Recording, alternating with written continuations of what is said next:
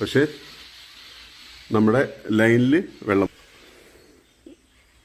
അപ്പോൾ നമ്മുടെ ലൈനിൽ ഇതുപോലെ അന്നേരം വെള്ളം വരും.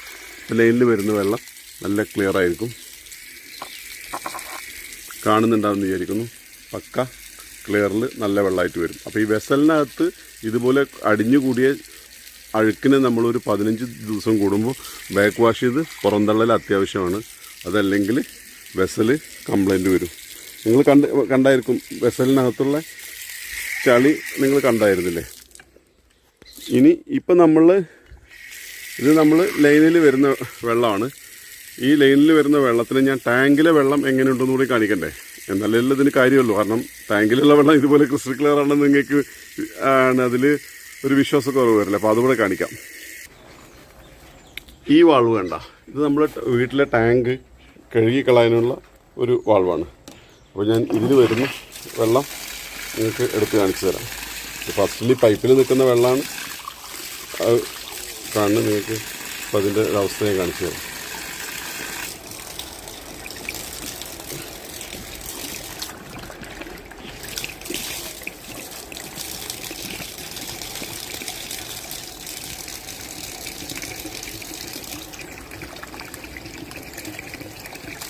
അയ്യോ, ഇത് ഫിൽറ്ററിൽ നിന്ന് വരുന്ന വെള്ളം. സോറി കേട്ടോ, ഒരു മിനിറ്റ്, പൈപ്പ് മാറിപ്പോയി. ഇതാണ് ടാങ്കിലെ വെള്ളത്തിൻ്റെ അവസ്ഥ. കാണുന്നുണ്ടല്ലോ, ഈ ചളിയാണ് നമ്മൾ കിണറിൽ നിറഞ്ഞു നിൽക്കുന്നത്. ഇപ്പോൾ കാണാൻ പറ്റുന്നുണ്ടല്ലോ, നേരത്തെ നിങ്ങൾ കണ്ട സെയിം വെള്ളമാണ് ഇപ്പോൾ നമ്മൾ ടാങ്കിൽ നിന്ന് തുറന്ന് വിട്ട വാൾവ്. ഞാനിവിടെ ചേഞ്ച് ചെയ്ത് കൊടുക്കാതെ നേരത്തെ മേളിൽ പോയിട്ട് ടാങ്കിൽ വാൾവൊന്ന് ചേഞ്ച് ചെയ്ത് കൊടുക്കണമായിരുന്നു. അപ്പോൾ ഞാൻ ചേഞ്ച് ചെയ്ത് കൊടുത്തു.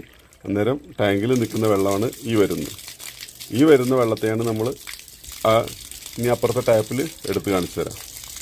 ഓക്കെ,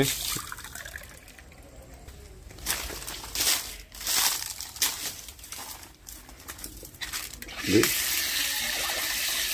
ആ കളറ് കണ്ട വെള്ളമാണ് ഇപ്പോൾ ഈ ടാങ്കിൽ വരുന്നത്. നമ്മളെ അവിടുന്ന് വെയിലായതുകൊണ്ട് പുറത്തേക്ക് തിരിഞ്ഞൊന്ന് കാണിക്കാം.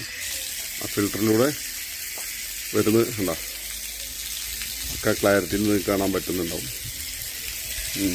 പൈപ്പിൽ വരുന്ന വെള്ളം അത്രയും ക്ലിയർ ആയിട്ടാണ് വരുന്നത്. അപ്പോൾ നമ്മളൊരു 1354 വെസൽ വെച്ച് കഴിഞ്ഞാൽ നമുക്ക് ഡബിൾ സ്റ്റോറി വീട് വരെ അപ്സ്റ്റെയറിൽ 2 ബാത്റൂം ഉണ്ടെങ്കിലും അത്യാവശ്യം നന്നായിട്ട് ചെയ്യാൻ പറ്റും. Okay, thank you for watching video.